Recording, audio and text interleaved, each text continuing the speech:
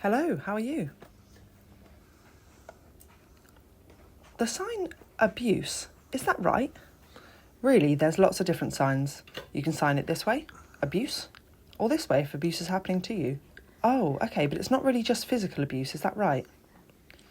Yes, there's lots of different types of abuse. Could be emotional, psychological. Can we talk about that today? Different types of abuse? Sure, why not?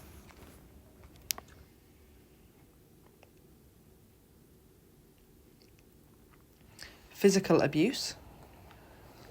People often see physical abuse and they think, oh, that means that it's punching and hitting. But sometimes abuse can start small. It could be a push, a grab, or even a pinch. And then a lot of the time it escalates. That's right.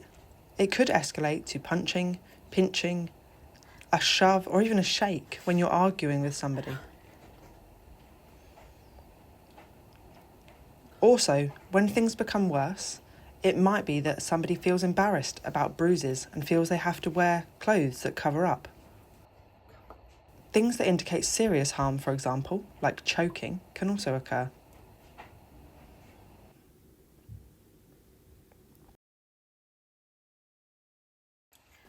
Financial abuse. That's when somebody could control your money.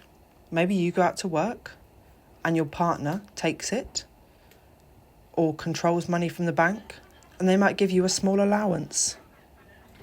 But really, you've worked hard for that money and they have no right to take it.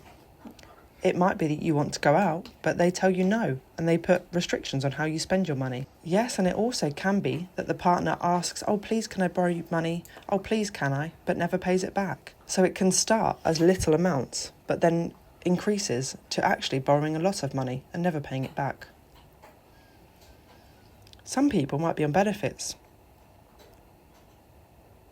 and it should be that you and your partner are getting half, but maybe they take it and they give you a small amount, and it can be difficult to ask for your half. That's right. And they might control the decisions about where the money is spent. They might give you a certain amount to go shopping, but actually allow themselves to spend money on whatever they want. The partner might also say that they've got no money, often when you see that they might be out and spending a lot of money, when you're staying at home and spending nothing.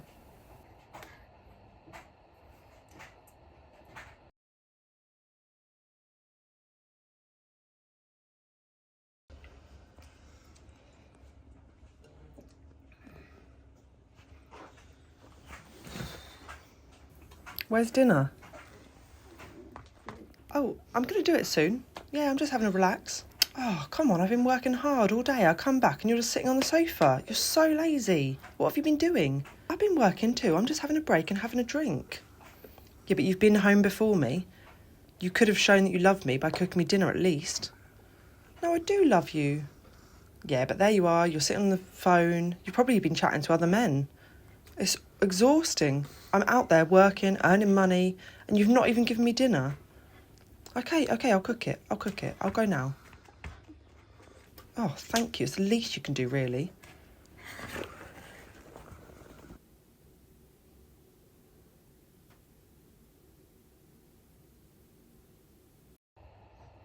That's one example of what emotional abuse can look like.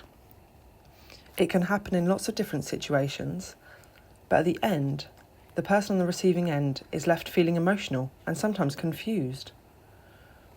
And they feel that way because of the words their partner has used.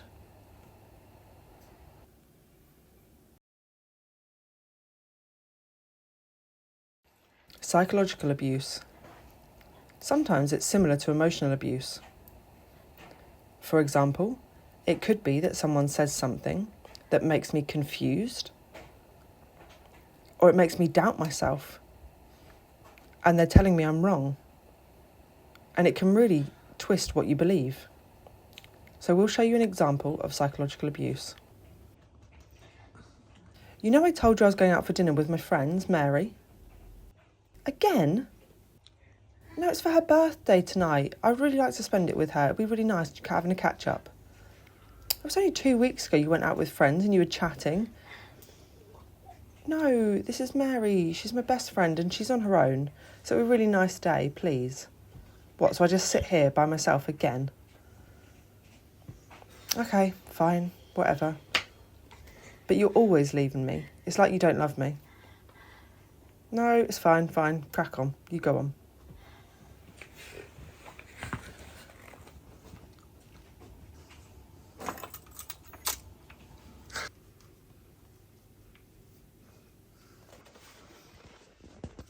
Have you seen my car keys? I thought I put them on the sofa. Can you help me look for them?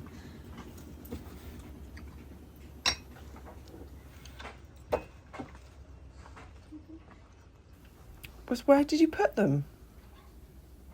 Have you seen them?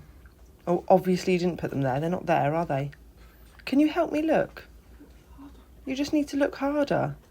You just look and then ask me. I'm tired, I've been working. Just look for it yourself.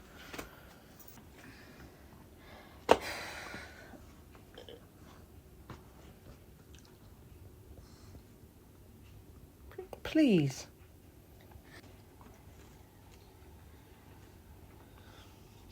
Well, you need to look different places. You've obviously put them somewhere.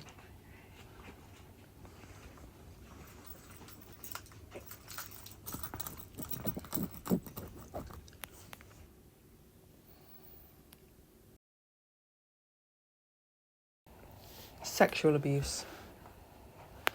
Often, people are aware of strangers raping in alleys, for example, but actually, sexual abuse can happen in any relationship.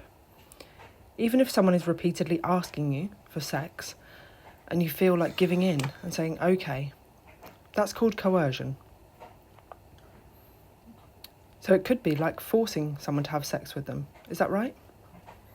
Yes, even becoming irritated or begging, please, because if you say no, it means you don't love me. That's coercion or manipulation.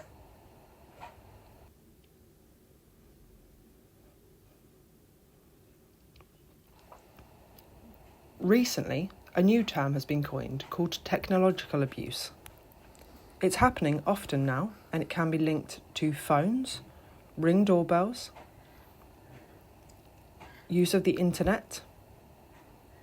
For example, people can track your phone to know where you are and control where you're going.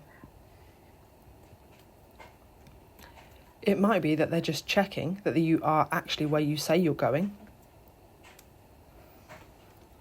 Also, it can be sly things. So it could be if you're staying at home and your partner has connections to the heating app to turn the heating off, it will make them cold. So control can happen a lot in different ways, especially through technology, which is worsening now.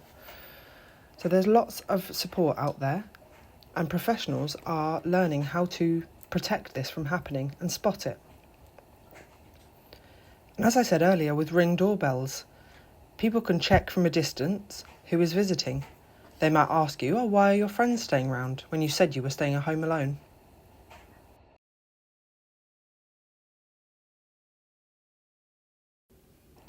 I'm going to see my mum, is that okay? Your mum? That's far, it's going to take you ages. You'll be hours and hours chatting as well. I've not seen my mum for 2 or 3 weeks, I really need to see her. Well, she's not been here for 2 weeks, this shows she's not that bothered. Yes, but she's got problems with her legs, she can't drive very well. I need to visit. Oh yeah, but she'll add on the problems, she just wants you to stay there for longer.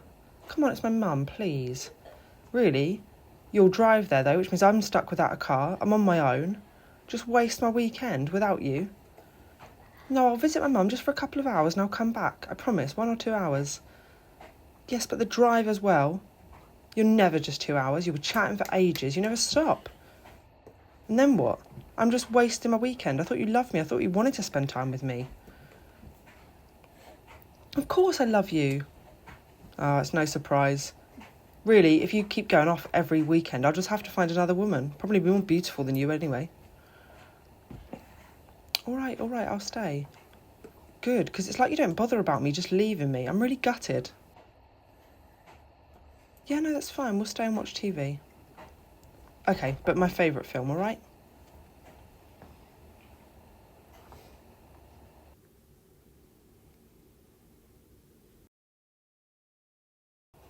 Stalking and harassment. Really, stalking and harassment can happen a lot of different ways, even through technology now, or physically following a person. But using a phone, you can track people using apps, for Find My Friends and family trackers.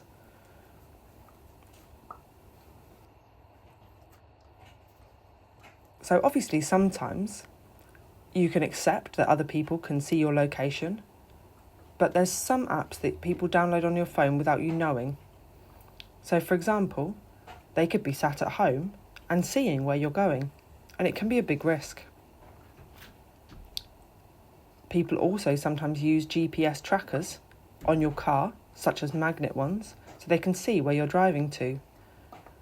So if you start to feel that people know where you're going and you haven't told them, and you're wondering how, it might be worth seeing if there are trackers on your car.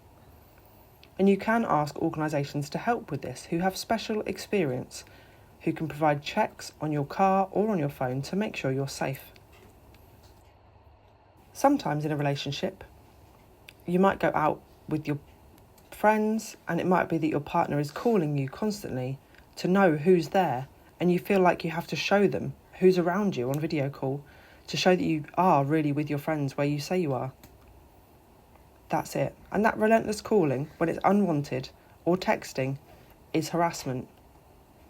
That person can feel really bombarded, and it's too much. So it's important to know that you can block a person, and police recognise that the constant need for contact is harassment.